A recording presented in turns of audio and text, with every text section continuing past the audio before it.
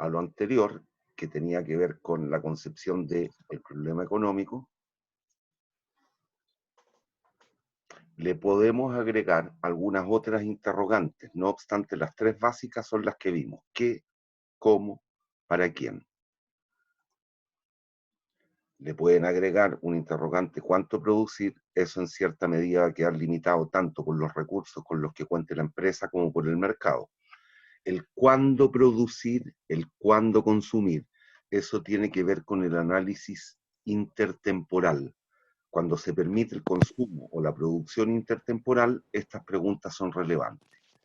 ¿Qué significa eso? Usted con la dotación de recursos que posee hoy día, usted como consumidor, ¿se la gasta todo hoy día o ahorra un billetito para poder incrementar su corriente de consumo en el futuro? Eso es lo que vamos a comenzar a ver en un par de clases, la teoría del consumidor, etcétera. Y aquí vamos a bueno, como corolario entonces, como conclusión, esto que está en el recuadro celeste es lo importante. Es decir, el problema económico nace del hecho real de que los recursos son insuficientes para la satisfacción de las múltiples, variables y jerarquizables necesidades. ¿Y por qué? Porque recuerden lo que hemos conversado, eso daba cuenta de que el ser humano tiene que sacrificar algunos de los objetivos, algunas de las necesidades que desea satisfacer en pos de poder resolver otras que son más importantes. ¿Hay dudas? Niños. Bueno, No, profe. No, profe. aquí nace el concepto que es crucial en la vida, y en particular en la economía, que es el concepto de costo alternativo o costo de oportunidad. Si se dan cuenta, según lo último que he dicho, cuando usted toma alguna elección, usted toma alguna de las opciones que se le ofrecen en algún proceso decisional, está renunciando a otra opción. U opciones, puede ser más de una. ¿Y qué es lo que ocurre? Entonces, en toda decisión, nunca olviden, siempre, siempre, siempre van a existir tanto beneficios como costos. ¿Y cómo hemos de entender el costo de oportunidad entonces? Como aquella situación en la cual estamos descartando la mejor alternativa. Cuidado, me jugué por algo. Lo mejor de lo que no hice, de lo que no tomé, es el concepto de costo de oportunidad o costo alternativo. Es el valor de la mejor alternativa descartada. ¿Hay dudas? Ustedes hoy día decidieron entrar a la clase a las 8 de la mañana. ¿Qué hicieron? Renunciaron, por ejemplo, a quedarse durmiendo. El valor que tiene el dormir para ustedes es el costo de oportunidad de la decisión de venir a clase, de entrar a la clase. ¿Hay dudas? Niños. No, profe. No, profe. Lean ese ejemplo, que es lo mismo que acabo de decir.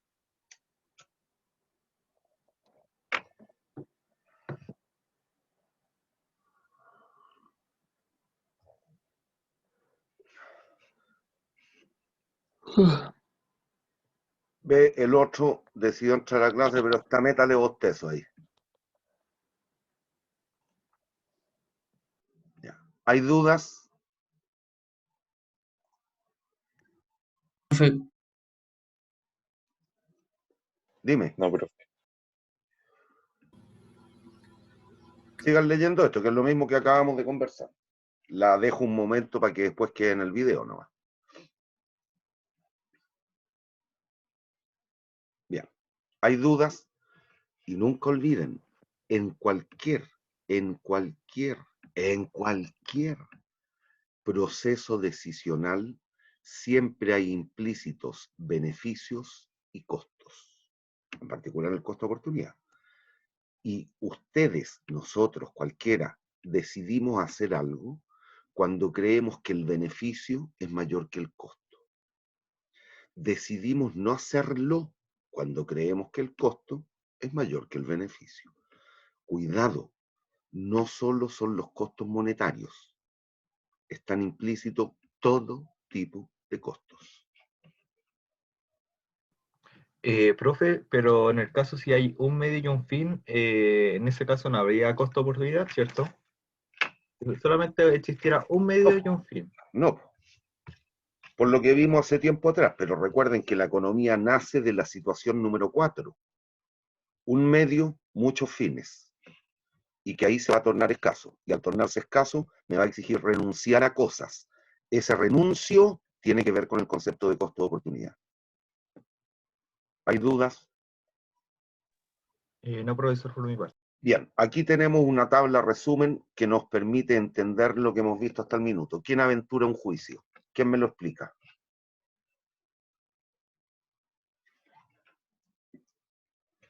De a uno. Yo, profe, Dale. hay que el ser humano tiene necesidades Ya, que son ilimitadas ya, y para cumplir cada necesidad necesita un medio, un recurso, ya. que se va tornando limitadas. Y ahí nace el principal problema, que es la escasez. Ahí nace el Bien, concepto de escasez, efectivamente. ¿Y eso a claro, qué te obliga entonces? Dado a esto, elegir, a a elegir, elegir. a priorizar. Y cuando tú eliges qué es lo que debieras haber hecho, priorizar, y cuando Claro, optas por alguna de las opciones, ¿qué es lo que hiciste? Tomaste alguna decisión, y en esa decisión, ¿qué es lo que está presente? el costo de oportunidades. El concepto de costo de oportunidad, y entendiendo como costo de oportunidad, según lo que hemos visto hasta el minuto, como la mejor alternativa descartada. ¿Hay dudas? Facilito, y ahí está el resumen. ¿Hay dudas? No, profe. Bien, vamos a analizar rápidamente los principios en los cuales se sustenta la economía. Son 10. 4 que tienen que ver con el proceso decisional, 3 que tienen que ver con la interacción entre los sujetos o individuos económicos, y 3 que tienen que o están vinculados más a lo que es la macroeconomía o la economía a nivel agregado, ya no la decisión de un individuo en particular, sino que el conjunto o el conglomerado de individuos. Primero, los individuos se enfrentan a disyuntivas. ¿Qué es lo que es una disyuntiva?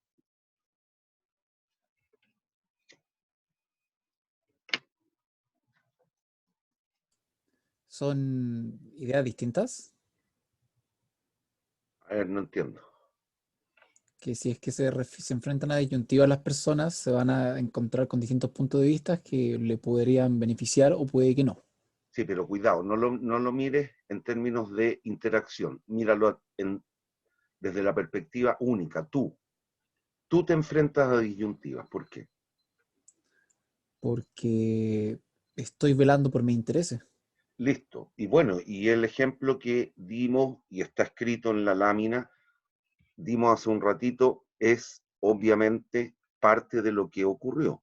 Tú en la mañana tuviste que decidir, me levanto o me despierto, porque puede que todavía estés con pijama, da lo mismo, y debo decidir, ¿entro o no entro a clase?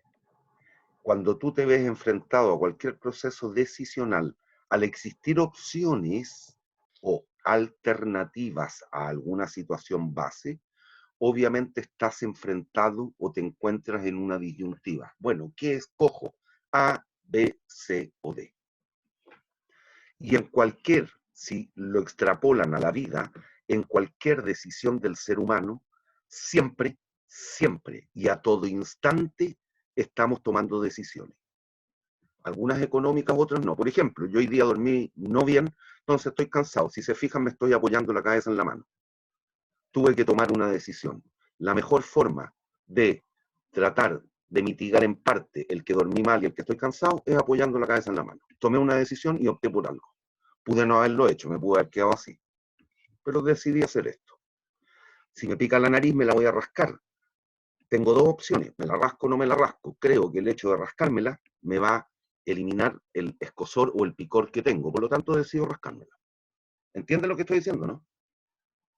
Sí, profe. Sí, profe. Es válido para cualquier acción del ser humano, en particular en la economía, que es el ámbito que nos va a convocar a nosotros. Pero extrapólenlo a la vida. Este ramo es para la vida, para lo que hacemos fuera. Y entendiendo por afuera, fuera de esta interacción que estamos teniendo en este minuto, que sería el símil a un aula de clase. Segundo, el costo de una cosa es aquello a lo que debemos renunciar para conseguirla. Bueno, ahí está implícito, obviamente, el concepto de costo de oportunidad o costo alternativo. Y entendiendo por dicho costo, la mejor alternativa descartada dentro de las distintas opciones que yo tuve, el costo de hacer algo es no hacer lo que percibí como segunda mejor opción. ¿Hay dudas? No, profe, todo claro. Las personas racionales piensan en términos marginales. En general, las personas pensamos en términos marginales. En particular, los racionales, los que estamos siempre buscando lo que dijo algún compañero hace un ratito, el propio beneficio. Cuando me trató de explicar creo que fue el primer principio, ahí habló de verlo desde la óptica particular. Efectivamente. Las personas racionales piensan en términos marginales. Y esto asóciemelo con la matemática. En matemática, ¿cómo usted calcula el concepto de marginalidad?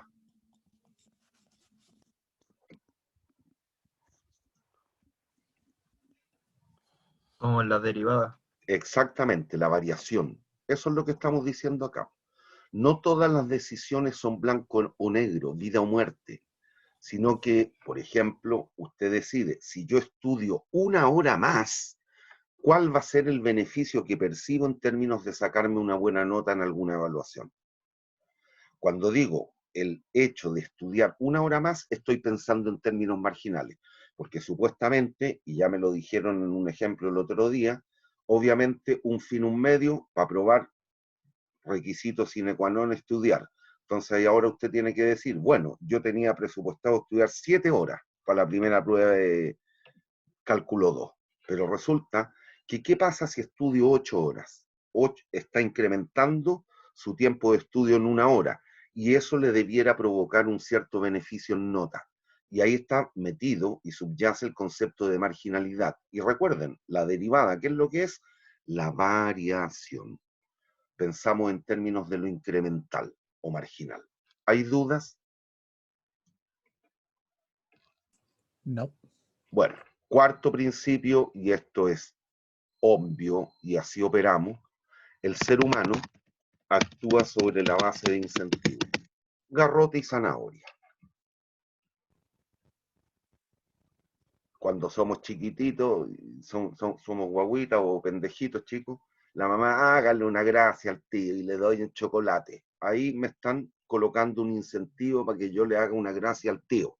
Y voy a tratar de responder y le haré la gracia para comerme el chocolate. Si te portas mal, te voy a pegar una cachetada. Ese también es un incentivo negativo, pero incentivo al fin y al cabo. Trataré, por lo tanto, de portarme bien para que no me den la cachetada. ¿Hay dudas? No, profe. No, profe. Puchas. Bien, estos cuatro, los 4 primeros, tienen que ver con lo intrínseco al ser humano, es decir, el cómo pensamos y cómo decidimos cada uno de nosotros. Los 3 que vienen a continuación tienen que ver con la interacción, ya más de un sujeto económico, más de un sujeto en general. El comercio puede mejorar el bienestar. Piensen en el ejemplo que hemos dado el otro día. La gente quería zapatos. Hubo algunos otros individuos, parte de la sociedad, que produjeron los zapatos. Si no permitimos que interactúen, los que queremos zapatos, ¿vamos a poder satisfacer la necesidad? No. No. Los que produjeron los zapatos van a poder tener beneficios económicos, las empresas de zapatos, las que fabrican y venden zapatos, van a poder generar ingresos y por tanto utilidades dado que no están vendiendo los zapatos? No, tampoco. Pero si permitimos que nazca esa organización que hemos llamado mercado y por lo tanto permitimos que interactúen, existe la posibilidad de que ambos sujetos, ambos grupos de sujetos, mejoren su beneficio, su bienestar. Claro que sí, es mutuo. Si yo estoy dispuesto a pagar 20 lucas por el par de zapatos y alguien me lo vende, yo voy a quedar satisfecho porque voy a poder usar y calzar el zapato. Y el gallo que me lo vendió, si me lo vendió en esas 20 lucas, suponiendo que esas 20 luquitas fueron más que suficientes para pagar los costos involucrados en el proceso productivo de ese par de zapatos, supongamos 18 lucas, él va a generar una utilidad de 2 luquitas. Y va a poder comprar otros bienes y servicios que a esa empresa también le satisfacen necesidades. Por lo tanto, la empresa y nosotros como consumidores, el gallo que compró, yo que compré el zapato, nos vamos a ver más satisfechos. El comercio o el intercambio perfecciona, beneficia. ¿Hay dudas? No, profe. Bien. Sexto, los mercados, y esto tiene que ver con los mercados desde la óptica del libre mercado, normalmente constituyen un buen mecanismo para organizar la actividad económica, es decir, propenden a la eficiencia del sistema. Y es lo que estamos diciendo, pues en la medida que exista la interacción, por ejemplo, entre los que quieren zapatos y los que produjeron zapatos, ambos van a ver incrementado su nivel de bienestar. Si los zapatos no producen daño a la sociedad, daño ecológico, daño ambiental, y el proceso productivo tampoco lo produce un daño al ambiente, en la medida que libremente nos pongamos de acuerdo consumidores y oferentes o productores de los bienes y servicios, vamos a llegar al más alto nivel de eficiencia del mercado. Que ese es el principio 6, que es un buen mecanismo para la asignación de recursos, el mercado. Eso es lo que ocurre en la generalidad de los mercados. En la generalidad, de los zapatos, en el tabaco, la leche, las verduras, los textiles, qué sé yo, infinidad. Hay algunos en los que no. Educación, salud, fondos provisionales. Y ahí entra a tallar el principio 7.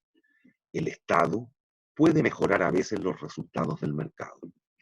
Lo que se discutió siempre, desde siempre, pero en particular desde octubre del año pasado, que la educación, que la salud, que los fondos provisionales. Hay mercados en los cuales la intervención de la autoridad puede mejorar la eficiencia en ellos, que es el principio 7.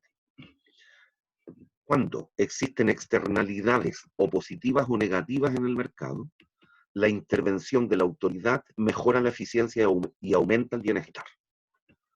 En todos, no. Lo estamos viendo, lamentablemente, con lo que ocurre en Cuba, en Venezuela, en Argentina y por ahí en algún otro país en términos marginales. Cuando existe la intervención estatal en todos los mercados, obviamente eso termina por lesionar a la sociedad.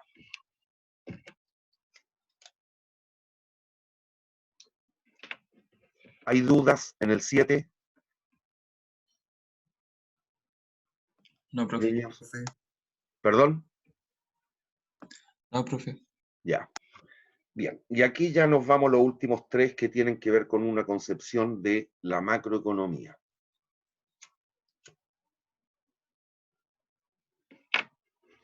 Octavo, el nivel de vida de un país, el bienestar de una sociedad, depende de la capacidad para producir bienes y servicios. En la medida que una sociedad sea capaz de producir una mayor dotación, cantidad de bienes y servicios, ¿qué creen ustedes ocurrirá con la satisfacción de las necesidades? ¿Será mejor o peor? Mejor. Comparen de nuevo, una vez más, aun cuando sea en términos mañosos, lo que ocurre hoy día en Venezuela y a pesar de todo y los problemas que tenemos, lo que ocurre en Chile. ¿En cuál de los dos países creen ustedes que la gente está más satisfecha? Tiene un mayor, aunque puede ser bajo, no importa, pero un mayor nivel de bienestar. Y aquí comparado que allá, ¿Perdón? en Chile hay mejor bienestar que en Venezuela. Sí, porque todavía tenemos un potencial de producción de bienes y servicios bastante mayor. En el otro caso, no sé si han visto imágenes de lo que ocurre en supermercados, en tiendas de retail en Venezuela, los escaparates, las vitrinas están vacías, no hay cosas que comprar. y por lo tanto la gente podrá satisfacer bien sus necesidades. No. No. Obviamente, en la medida que un país tenga un mayor potencial de producción de bienes y servicios, ciertamente, dado que los bienes se van a tornar menos escasos, si así fuere, la probabilidad de aumentar el bienestar es mayor que en otros casos. ¿Hay dudas? No. Bien. El que sigue.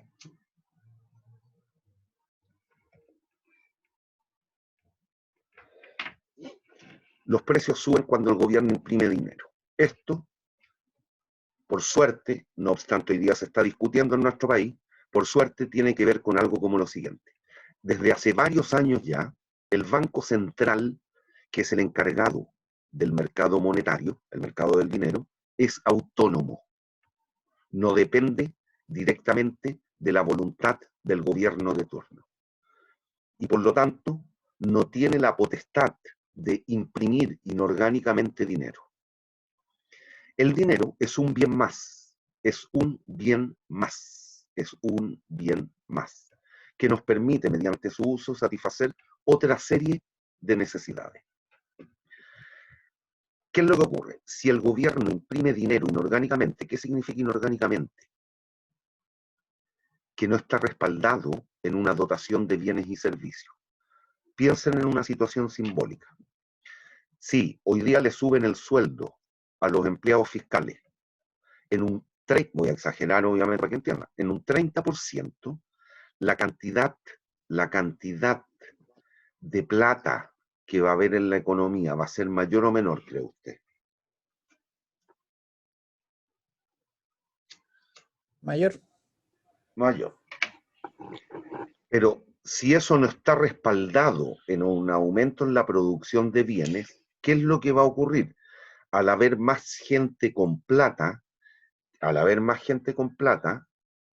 y por lo tanto con una disposición a adquirir bienes y servicios, ¿qué va a empezar a ocurrir con los bienes? Dado que hay mucha gente que quiere comprar, los bienes se van a tornar más o menos escasos, cree usted. Más escaso y más caro. Más escasos. ¿Qué significa eso? Que los precios tienden a subir. ¿Me siguen o no? Sí. El más caro significa que el precio tiende a subir. Y por lo tanto, el valor del dinero aumenta o disminuye. Disminuye. Disminuye. Disminuye. Y lo hemos visto. En Venezuela tenían que ir con una carretilla de plata para comprar un litro de leche. ¿Qué significa eso? Bueno, que el valor de esa cosa que entendíamos como un medio de cambio o dinero, obviamente había bajado. Y adicionalmente los precios se habían disparado. Habían aumentado, a eso me refiero. ¿Eh? Entonces hay que tener cuidado. En la medida que el Banco Central sea un ente autónomo, este problema se minimiza. Cuando el Banco Central es absolutamente dependiente de la voluntad del gobierno de turno, pasa cualquier cosa, se desatan procesos inflacionarios y ciertamente el valor del dinero cae, los bienes se tornan más escasos y el bienestar disminuye. Entonces hay que tener cuidado. 10º. Perdón. ¿Hay dudas con el 9? Todo bien. El último, la autoridad. Aquí la autoridad, el gobierno, y en particular el Banco Central, si es que es autónomo, como es el caso en la gran mayoría de los países del mundo, la sociedad siempre tiene que encontrar el justo equilibrio entre la inflación y el desempleo a corto plazo. La inflación entendida como lo que dijimos en el principio anterior, el alza o el aumento en el nivel de precios de la economía. Ese es el concepto de inflación. Es el alza sistemática en el nivel de precios de los bienes y servicios de una economía. Pero hay que cotejarlo con lo que es el nivel de empleo. Después, en alguna de las clases posteriores, en particular en la última unidad, vamos a analizar una relación que hay entre inflación y desempleo en el corto plazo. No obstante, a nivel intuitivo se puede discernir o entender. En la medida que la tasa de inflación es muy baja, la tasa de desempleo es comparativamente alta y viceversa. Cuando existe un alto nivel de desempleo, no existen causales aparentes para que los precios suban. Por el contrario, cuando la tasa de desempleo es muy baja, aquí en el desempleo nos referimos a la mano de obra, a las personas. Cuando la tasa de desempleo es baja, significa que mucha gente está trabajando. Si mucha gente está trabajando, mucha gente genera renta. Al haber mucha gente con dinero disponible para la adquisición de los bienes y servicios, estos se van a terminar tornando escasos. Y al hacerse escaso algún bien, obviamente su precio tiende a subir. Se desata un proceso inflacionario. Es decir, hay una relación inversa entre estos dos conceptos en el corto plazo económico. ¿Hay dudas? ¿Hay dudas? No, profe. En términos de Profe. nuestra economía? Profe, bueno, yo tengo una consulta. Entonces, ¿es recomendado tener un cierto porcentaje de desempleo en el país? Tiene que haberlo. Es sano. Te los voy a explicar no sé si alcanzo en esta clase, pero con certeza en la del lunes. Es razonable, es bueno que exista. Una tasa razonable. En Chile, por ejemplo, la meta de inflación fluctúa entre el 2,5 al 3,5% anual. Esa es la variación que se pretende tener como meta inflacionaria, entre el 2,5 y el 3,5. La tasa de desempleo en Chile, en términos de lo razonablemente, entre comillas, sano para la economía, debiera estar entre el 5 y el 6%. No más. Hoy día estamos con 2 dígitos seguramente. El 12, el 15, el 18, el 20. Obviamente eso es malo. Pero con una tasa entre el 5 y el 6 es razonable. ¿Y por qué? Porque esto tiene que ver con un concepto que vamos a analizar en un tiempito más y que lo podemos ver. No, prefiero ver primero la curva de transformación. Y ahí se los voy a volver a explicar. Se los voy a explicar en este sentido. ¿Hay dudas? No, profe. Siempre es bueno que exista desempleo. ¿Ah? Eso tiene que ver con una cuestión o alguna característica del ser humano. Cuando hay desempleo, piensen, cuando hay desempleo de mano de obra, que ese es el concepto, el desempleo tiene que ver con la mano de obra, en general con los recursos y en particular y crucial con la mano de obra, las personas. ¿Qué es lo que tiende a pasar? Hay gente como ustedes, que son parte de la fuerza laboral, ustedes están en condiciones de trabajar hoy día. Podrían perfectamente trabajar, pero han decidido no hacerlo. Hoy día ustedes están inactivos. ¿Y por qué lo están haciendo así? Porque han preferido capacitarse. Están decidiendo capacitarse a mejorar, a efecto de mejorar sus capacidades individuales. ¿Con qué fin? Con el fin del día de mañana poder encontrar un trabajo mejor remunerado. ¿Qué es lo que tiende a ocurrir cuando hay desempleo? Que la gente, los individuos de una sociedad tienden a capacitarse. Al capacitarse, ¿qué cree usted termina ocurriendo con los medios y técnicas productivas de la sociedad? ¿Mejoran o empeoran? Mejoran. Y por lo tanto, el potencial de producción de bienes y servicios en el futuro habrá de ser mayor o menor. ¿Mayor? Mayor.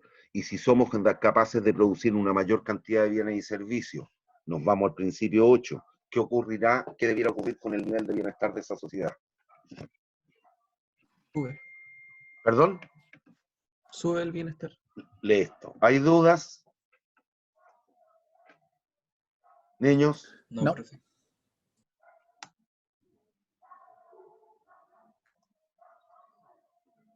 Bien, aquí lo que No, vamos a profe, analizar. ninguna duda. Gracias. Bien, lo que vamos a ver ahora son los distintos sujetos o agentes económicos. Ya nos vamos a una concepción más de macro que de micro. Este es de macro. FAMIT, y no obstante, se van a ir dando cuenta a lo largo del curso, es el mismo enfoque que vamos a seguir a nivel micro. Vamos a analizar primero a las personas, consumidor, las empresas, la teoría del productor, después vamos a entrar al mercado y aquí va a entrar a tallar el Estado y eventualmente el resto del mundo, que es el cuarto sector económico. Hay 4 sujetos o agentes económicos: las familias o personas, las empresas, el Estado y el resto del mundo. ¿Qué es lo que hacen las familias? Producto de la venta o alquiler de nuestros recursos, recibimos ingresos. ¿Y qué es lo que hacemos con el ingreso, con lo que nos pagan las empresas? Los destinamos al consumo, al gastar nuestra renta, los destinamos al consumo de los distintos bienes y servicios capaces de satisfacer necesidades. La empresa, para producir, tiene que contratar factores productivos, capital y trabajo, o muchos, infinidad de factores productivos, en particular mano de obra. ¿Y qué es lo que tiene que hacer? Los va a combinar de alguna manera a efecto de producir los bienes y servicios que la gente quiere. Y va a remunerar, le va a pagar a los propietarios de los factores productivos. A mí la USACH me paga. Yo soy un factor productivo en este proceso de producción de ingenieros de la USACH. Y no lo estoy haciendo porque ustedes me caen bien, al margen de que me pueden caer bien, pero además lo hago porque obviamente la empresa, la USACH, me va a pagar un billete a fin de mes por las clases que estoy desarrollando. Por lo tanto, me está remunerando a mí como propietario del factor productivo trabajo. Después puede entrar a tallar el Estado, que trata de maximizar el bienestar. Ese es el objetivo último de cualquier tipo de sistema de organización, sean gobiernos de izquierda o derecha, pensando en lo antiguo. Todos, y el objetivo puede ser el mismo, es exactamente el mismo, dado que la economía tiene un carácter orientador de la política. No dice qué objetivos se deben perseguir, no dice qué recursos se deben emplear. Lo que hace la economía es un análisis de causa-efecto. Dado los estímulos económicos a los cuales se puede enfrentar a los sujetos económicos, el analista va a decir, bueno, si usted hace tal cosa, es dable pensar que va a ocurrir esta otra situación. Va a ser un análisis causa-efecto. Visto los efectos, va a tratar de encontrar cuáles son las causas. Bueno, pero ¿cómo participa en el ciclo económico el Estado? Según lo que estoy diciendo, tratando de maximizar el bienestar de la sociedad como un todo. Y para esto lo que debe hacer es cumplir su rol regulador. Y es aquí donde fallamos. Este ha sido el problema y que detonó con la cuestión del año pasado, en octubre del año pasado. El rol regulador del Estado no se ha cumplido. Y no es del gobierno, es del Estado. Todos los gobiernos han fallado en esto. No existe la voluntad de actuar como se debiera actuar y para lo que han sido llamados a actuar. Adicionalmente, recauda impuestos, otorga subsidios, participa mediante la producción de determinados bienes y servicios, etc. Y hay un cuarto sector económico que es el resto del mundo. Si se dan cuenta, hoy día los celulares, por ejemplo, celulares, ¿se producen en Chile? No, No. ¿Qué tenemos que hacer en términos los pedimos de económicos? afuera. Traerlos de afuera, eso significa importarlos. Por lo tanto, estamos interactuando con el resto del mundo. Y en el caso del cobre, el cobre que nosotros producimos, ¿lo consumimos completamente en Chile? No, lo exportamos. Lo exportamos, comerciamos con el resto del mundo. ¿Hay dudas? ¿Qué es el cuarto sujeto o agente económico? ¿Hay dudas? Niños. No, profe. Bien. Profe, yo tengo una duda. Cuando usted dice que nosotros exportamos y con el resto del mundo, entonces la economía del país baja y la del otro país con el que exportamos tiende a subir. No, Eso sería básico, ¿no? no, suben las dos. ¿Qué tiene que ver con este principio? El quinto.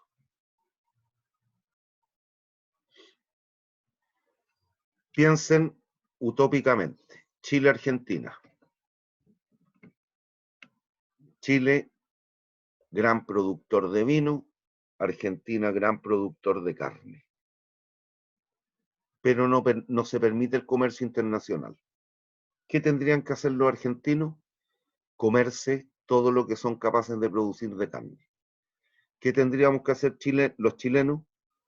Consumirnos todo lo que somos capaces de producir de vino. ¿Me siguen o no?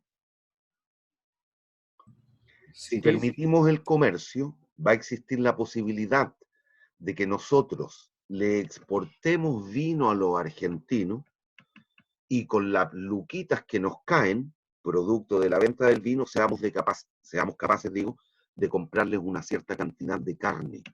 Y por tanto, ¿qué creen ustedes termina ocurriendo con el bienestar de ambos países? Mejora. Listo, Ahí profe, ahí se vería aplicado el costo de oportunidad, ¿no? evidente, Que tendría. evidente. Al final de la unidad 1 vamos a hablar de esto, que son los beneficios del intercambio. Y vamos a analizar ese efecto, algo de lo que estoy diciendo. Bueno, aquí hay una otra tabla resumen. Estructura económica, necesidades humanas, sabemos que están, según Maslow, las biológicas, las psíquicas, culturales, sociales.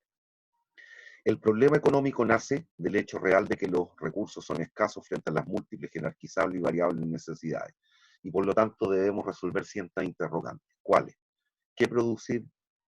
¿Cómo producir? ¿Para quién producir? ¿Cuánto producir? ¿Cuándo? Adverbio de tiempo. Producir. ¿Cuándo consumir? Etcétera. ¿Qué actividades económicas tenemos? La producción, el consumo, la distribución. La distribución tiene que ver con el cómo se hace llegar los bienes y servicios a los sujetos que los van a consumir. ¿Y quiénes son los que deben distribuirlos? Quizás no directamente, mediante ciertos canales, los productores. Aquí está la interacción entre productores y oferentes. El mercado, aquí estamos hablando del mercado.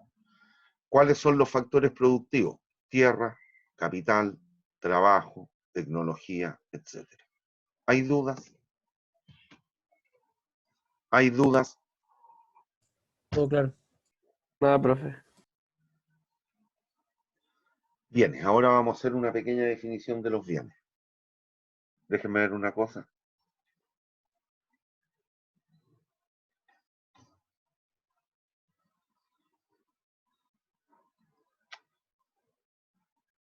Ya, bienes.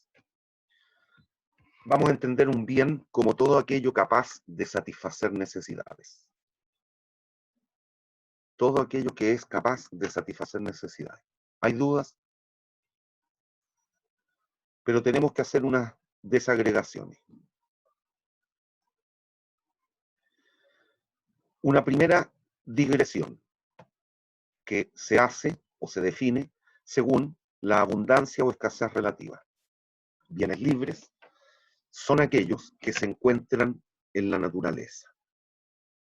Bienes económicos, lo que está definido allí.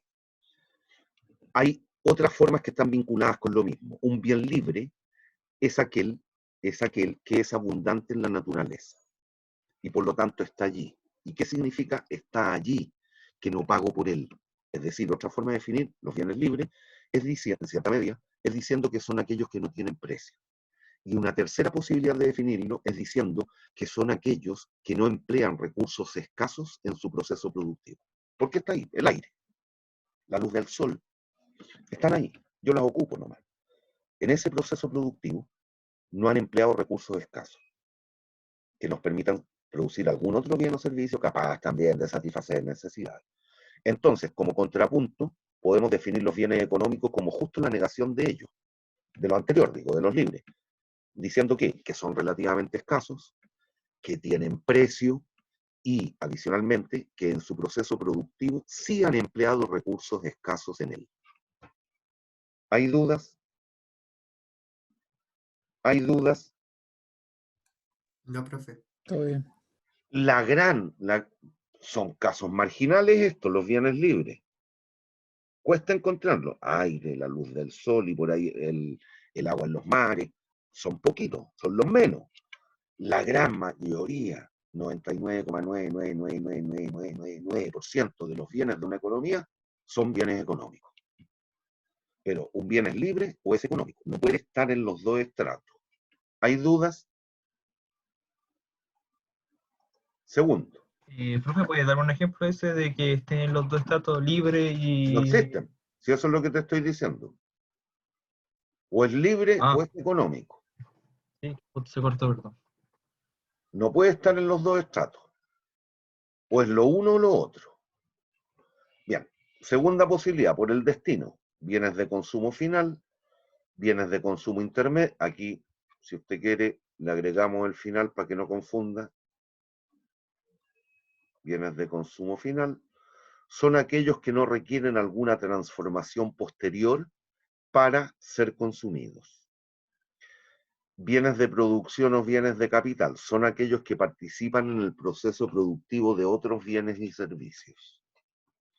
Bienes de consumo intermedio son aquellos que requieren algún otro proceso para llegar a ser bien de consumo final.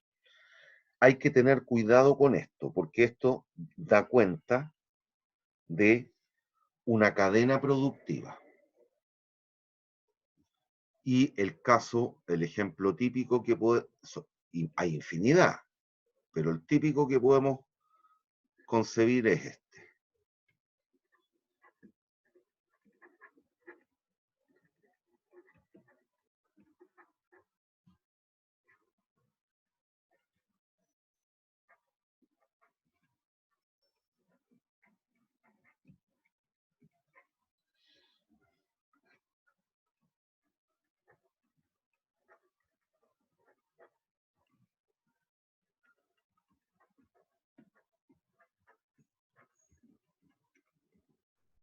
Bien, miren, hay un recurso natural o una materia prima inicial, trigo. ¿Me siguen o no? ¿Me están Sí. escuchando? Sí, profe. Ya. Ese trigo, mediante un proceso de molienda, lo podemos convertir en harina. ¿Me sigue? Sí, profe. Cuando Sí. yo mezclo y combino harina, sal, agua, levadura y algunas otras cosas, y horneo ese producto, voy a poder producir pan. En esta cadena productiva, ¿cuál es la materia prima o recurso? El trigo. Trigo. ¿Cuál es el bien de consumo final? El pan. Pan, El pan. ¿Cuál es el bien de consumo intermedio? la harina. La harina. Que requiere algún otro proceso para llegar a ser bien de consumo final. Está bien. ¿Cuáles son los bienes de capital? El molino y el horno.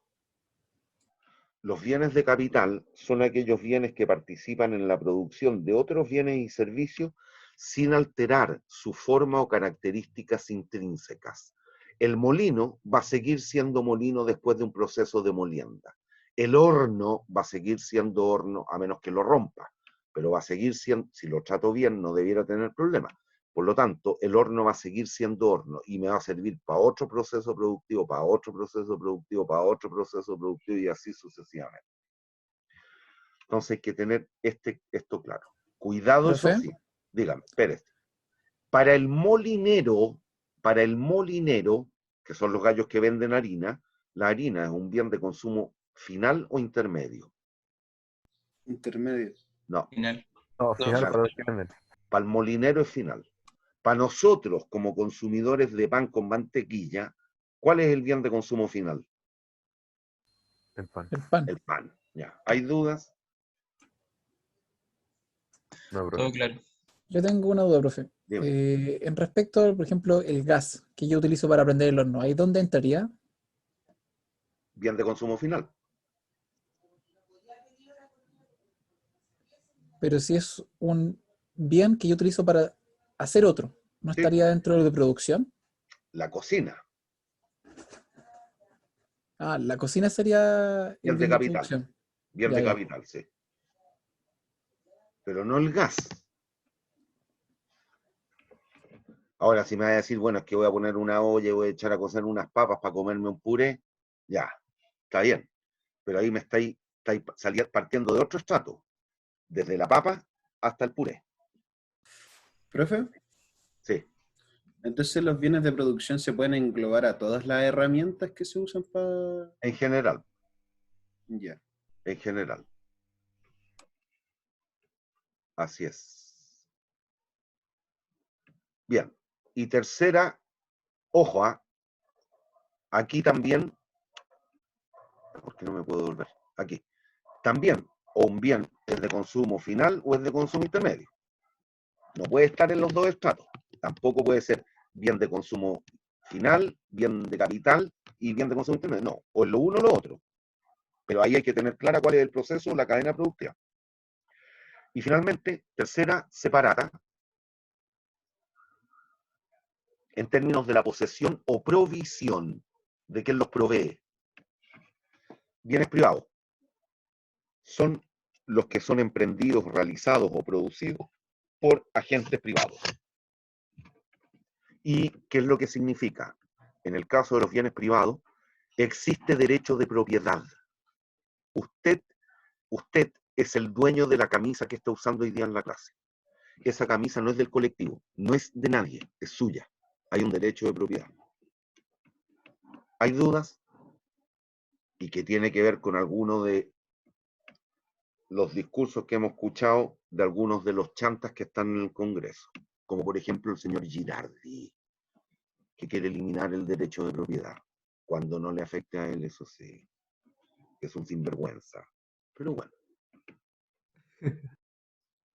El computador, el teléfono por el cual están conectados a esta clase es de ustedes. Es de ustedes. No va a llegar mañana Pedrito, se lo va a quitar y se lo va a llevar para la casa. No debiera.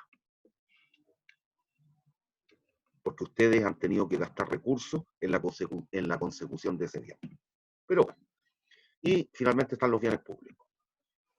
¿Y qué características tienen los bienes públicos? Que es lo que vamos a ir analizando a lo largo del semestre. Tienen dos características. Son no rivales y no excluyentes. ¿Y cuáles son esos bienes públicos? En general son aquellos que son provistos por el Estado. Defensa nacional, alumbrado público, jardines y plazas, etc. Y un bien o es privado o es público. La gran mayoría de los bienes de cualquier sociedad son privados. Hay bienes públicos. ¿Cuáles debieran ser ejemplos típicos? Que tiene que ver con lo que ocurrió desde el año pasado. Quizás, y desde alguna perspectiva, pero que habría que entrar a analizar y resolver bien, educación, salud, algún otro. Algún tipo de servicio podría ser, sí, estamos de acuerdo. Pero ahí, más que el Estado se dedique a producirlo, porque va a terminar siendo ineficiente, lo que debemos lograr es que si bien sea producido por un privado, tengamos como autoridad, como gobierno, la facultad y el deseo real de regular, que es distinto. Que no lo han hecho ninguno de los gobiernos de izquierda o derecha. ¿Hay dudas? ¿Hay dudas? No, profe. Bien, Profe, ni la una. gran mayoría de los bienes de una economía son económicos y privados. ¿Hay dudas? Pero estas son tres formas de separarlo y que no son contrapuestas entre sí, según lo que estoy diciendo. Puede existir un bien económico público, un bien económico privado. ¿Me siguen o no? Pero si Sí. es privado, no es público. Si es público, no es privado. ¿Hay dudas? ¿El metro ahí dónde entraría? Buena pregunta. Es una mixtura. Es una mixtura. Pero si lo miramos en el sentido más amplio, es privado. Que no tiene que ver con la gestión, sino que con la provisión en este caso. Porque Porque se en contrata en general, externo. sí, no, y adicionalmente porque una de las características de los bienes públicos es esta, aún sin pagar. Y en el Ya. metro estamos pagando. ¿Me entiendes o no? Sí. Como el agua ¿Cuál agua? dulce. ¿Pero que la encontráis en la naturaleza en un río o el agua que nos llega por la red domiciliaria? Que al final está privatizado. Sí, pues. Por eso cae aquí. Entonces, claro, al mismo tiempo es privada y pública, porque yo la puedo encontrar en la naturaleza, pero está privada. No te confundas. No te Ah, confundas. Es libre y económico, que es distinto. yeah. En el caso que me estáis poniendo, te pones aquí. El agua dulce Claro. en los ríos es un bien libre. El agua dulce en la red domiciliaria es un bien económico, porque esa agua, a pesar de todo, tuve que tratarla y tiene precio. Yo pago por el agua que consumo todos los meses. Tú también. El costo de producción hace que Sí, sea privada. sí, correcto. Entonces, cuidado, no se confundan con esto.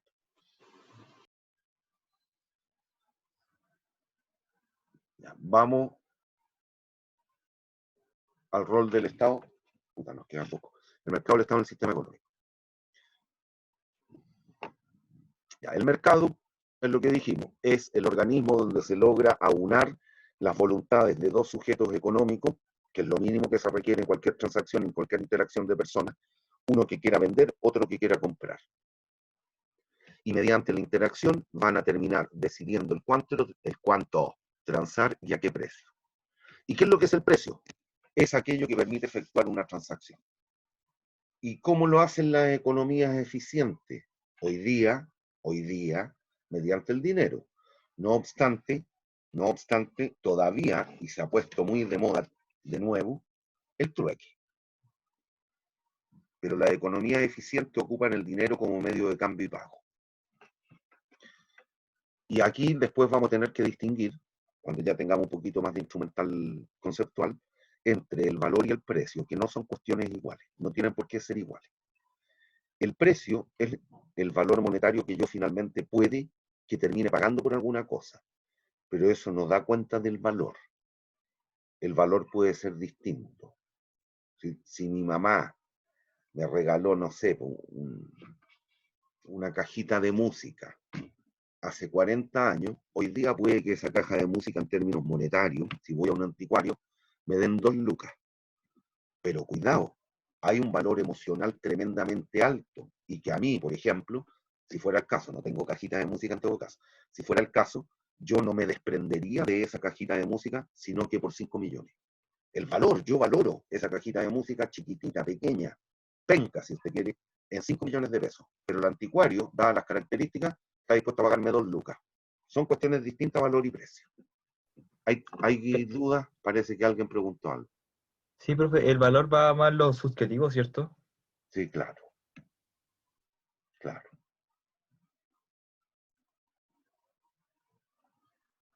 Ya léanme esta lámina.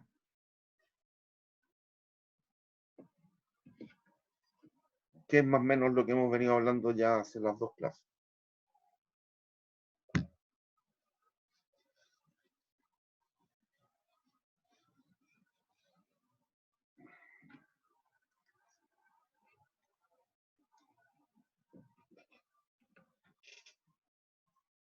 ¿Hay dudas?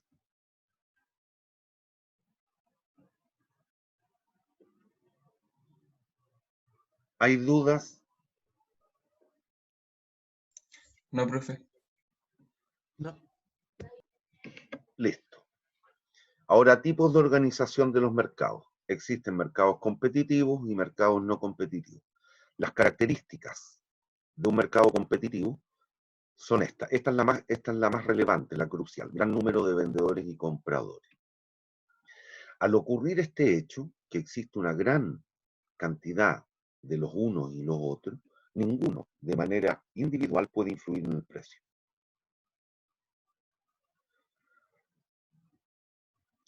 Yo, como consumidor, ahora tengo que ir al líder a comprar pan. El kilo de pan tiene un precio. Mediante mi decisión, dado que soy uno de los tantos miles de personas que compramos día a día pan en el líder, ¿tengo la potestad o facultad de influir en el precio? ¿O voy a tomarlo como un dato? Dice el precio, el kilo de pan vale lucas 2. ¿Cuánto voy a pagar yo por el kilo de pan? Si hay que comprar a justo un kilo, 1.200 pesos, punto. Como soy uno de los miles, no puedo influir en el precio. Tampoco si lo ve desde la óptica de los vendedores, actuando en contrario. Y en este caso, ¿qué es lo que ocurre? Es lo que vamos a analizar en la unidad número 4, vamos a hablar de mercados competitivos y ahí vamos a ver que todas las empresas son precios aceptantes, toman el precio del mercado. Existen los mercados no competitivos y son aquellos en los cuales puede existir un reducido número de compradores o vendedores. Cuando existe un reducido número de compradores, existe una situación oligopólica. Cuando hay un pequeño número de compradores o contratantes, o de bienes o de factores productivos, hay una situación de oligopsonio. ¿Y qué es lo que ocurre en este caso? Mediante las decisiones de producción, ya sean los unos o los otros, pueden afectar el precio. Y en este caso, se trata de aquel tipo de organizaciones en los cuales, mediante alguna estrategia comercial, tratan de afectar las decisiones del otro. Aquí la decisión del uno no afecta al otro. En los mercados no competitivos, sí, las decisiones de uno afectan a los otros. ¿Sabes lo que es la OPEP? Yo no. No. No. La Organización de Países Exportadores de Petróleo. ¿Cuántos son los países que tienen grandes reservas de petróleo y las explotan? Porque Estados Unidos es el que más tiene, pero no lo explota a cabalidad. Los países árabes siempre Ya, son los que y tienen- Venezuela. Bueno, estos se ponen de acuerdo. Esos países se ponen de acuerdo cuánto va a producir cada quien, cosa de afectar los precios en los mercados. Forman un cartel, el cartel de la OPEP. ¿Y qué es lo que es un cartel? Un oligopolio. ¿Qué es lo que es un oligopolio? Aquel organismo, aquella situación de mercado en el cual hay muy pocos vendedores u oferentes, por lo tanto, mediante sus decisiones de, en este caso, producción, van a afectar los precios en los mercados. Pero esto lo vamos a analizar en la unidad número 5. Unidad 4, unidad 5.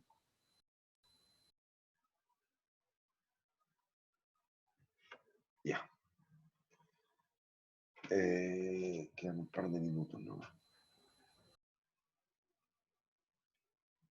Ya. En una economía, las transacciones, tal cual decíamos delante, en términos de eficiencia, se realizan por medio del dinero.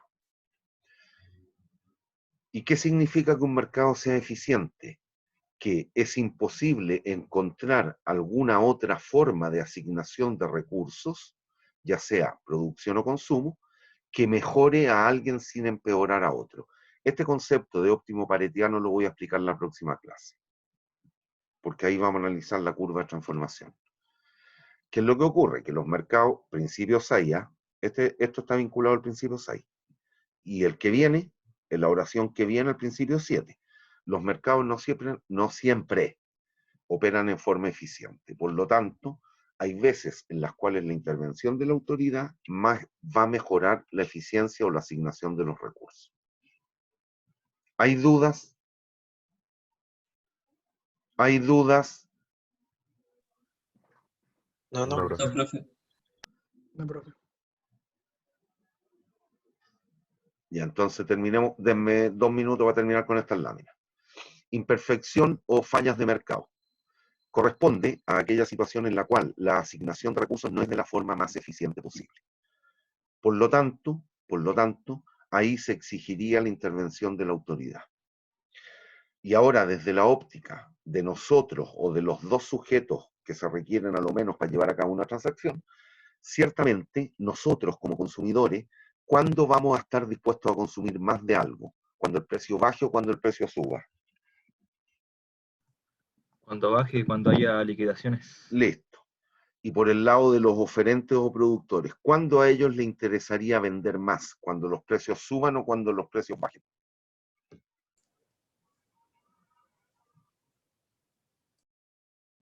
Cuando suba. Obvio, si los precios están aumentando, a las empresas que tienen los bienes les va a interesar vender más o menos. Si los precios de las Más. cosas están subiendo, más, Más. porque van a generar mayor o menor ingreso ellos. Aumentan su número de Mayor. ingresos. Mayor ingreso. Mayor ingreso, supongan que los costos se mantienen constantes. Si ellos aumentan los ingresos sin subir los costos, la potencialidad de generar utilidades, que es la diferencia ingreso-costo, ¿no? Va a ser mayor o menor. Mayor. Mayor.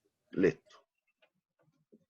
Mira Pero, la profe, si el producto baja, igual, suponiendo que yo tengo una cuota a la que tengo que llegar, el precio bajó, entonces voy a tener que vender más igual, pues porque tengo que pagarle a los trabajadores, por ejemplo, ¿o no? cuidado, ahí tienes que analizar si te conviene producir más o dejar de producir. Cuidado, ¿qué es lo que ha pasado? El fenómeno que hemos vivido, ¿eh? ¿Qué es lo que ha ocurrido con muchas empresas producto de la pandemia y tener que estar cerrados? O cuando estuvimos en cuarentenados. ¿Qué creen ustedes ocurrió con muchas empresas? ¿Pudieron Dejaron seguir de producir. operando o quebraron? Dejaron de operar, es más fácil. Dejaron de operar y algunas quebraron, lisa y llanamente. Otras cerraron en forma parcial, pero ahí tuvieron que tomar la decisión, bueno, en vez de seguir empobreciéndome, ¿por qué? Porque producir un lápiz me cuesta 7 pesos y lo estoy vendiendo a 5, ¿me conviene o no me conviene producir el lápiz para No. venderlo? No, no conviene. No me conviene. Listo, entonces cuidado, todavía no tenéis el instrumental para ese análisis. Lo tenéis desde la óptica del criterio, el juicio, el raciocinio, pero te falta instrumental matemático todavía, conceptual. Bien, y con esto terminamos por hoy día, creo. Sí, hasta ahí. ¿Quién debiera velar porque los mercados operen de manera eficiente? ¿Quién creen ustedes? El Estado. Listo. El Estado, obviamente. Si hubiese algún monopolio, existe, y en cualquier sociedad, cualquier país, existe una ley que regula la existencia de monopolios. Por definición y por ley no existen. Si llegara a haber una empresa que opera de forma monopólica, dos posibilidades, o una en estricto rigor. La autoridad tiene que regularlo. Punto. ¿Y cómo lo hacen? Desalentando, en algunos casos, la producción o el consumo de algunos bienes. Por ejemplo, en el caso del tabaco, ¿saben ustedes lo que ocurre con la autoridad? A ver, ¿han escuchado hablar del IVA, el impuesto al valor agregado? Sí. Que en cualquier transacción ustedes lo pagan, ¿ah? Sí. Ya, pero el tabaco adicionalmente tiene otro tipo de impuestos. ¿Cuál es el objetivo que persigue la autoridad en un caso como ese? Que el consumo sea mayor o menor. Que sea menor, porque es más caro. Que sea menor. ¿Por qué? Porque obviamente el fumar, el consumir tabaco o cigarrillo, obviamente causa daño a la salud de las personas. Y por lo tanto los recursos que debe destinar la autoridad en todo el sistema hospitalario público es mayor o menor si la gente se enferma más. Es mayor. Y eso es bueno o malo para el Estado. Es malo. Es malo. Que tiene que dejar de, al igual que cualquier persona, si decide gastar más en hospitales, ¿qué va a ocurrir con las lucas que va a destinar a educación? Se recortan. Ya, pues entonces cuidado, si el gobierno, la autoridad, el Estado, se ha enfrentado a la misma decisión que cualquiera de nosotros. Si yo quiero tomar más café, tendré que dejar de fumar. Si quiero fumar más, tendré que dejar de tomar cierta cantidad de café. Y así sucesivamente. Recuerden, el rico y el pobre se han enfrentado al problema económico. Todos, no solo unos. Bueno, en esto lo que tienen que tratar de hacer es desalentar. En otros casos, como la misma salud, la educación, por el contrario, en vez de colocar impuestos o gravámenes, cosa que el consumo sea menor, debe otorgar subsidios o dar transferencias a efecto de que el consumo sea mayor. Es lo que ocurrió con el ingreso mínimo que se otorgó, con esto de las 500 lucas, que muchos sinvergüenza las cobró sin ser parte del grupo que debiera cobrarlas. Ahí, ¿cuál fue el objetivo? Como la gente se estaba empobreciendo, la autoridad otorgó un subsidio a gente a efecto de que la gente pudiera consumir y satisfacer necesidades. Y otra opción es lisa y llanamente, como existe en parte en salud o en parte en educación, y estos son los bienes públicos, el Estado proporciona directamente algunos bienes y servicios. Estos son los bienes públicos. ¿Hay dudas? ¿Hay dudas? Todo claro. Profe, lo de los impuestos tiene que ver más con... ¿Eran los costos verdes, algo así? ¿Los qué? ¿Los costos verdes parece que era, o no? Es un tipo de impuesto. El impuesto verde. Los vehículos, sí. Sí. Es una opción. Y con la nueva ley REP también, eso va a empezar a ocurrir, que van a haber multas a las empresas que contaminan, ¿cierto? Lo que tratan de hacer es desincentivar ya sea la producción o el consumo. Ese es el objetivo de los impuestos. Además de recaudar fondos para el aparataje fiscal. Pero todo impuesto va a reducir el consumo o la producción y por tanto el consumo. Bien. ¿Hay dudas hasta aquí? Profe, ¿y en Chile hay algo que no tenga impuesto? Por ejemplo, en Argentina, que los libros, por lo que sé, no tienen impuesto. Me pillaste, no lo tengo claro, no. Aquí todo está grabado con IVA excepto una actividad, el servicio laboral. Okay. Cuando a mí la USACH me paga la renta todos los meses, además no tiene que pagar el IVA, el 19% de IVA por ese servicio. Lo único que no está grabado con IVA es la remuneración laboral. ¿Hay dudas? No, profe.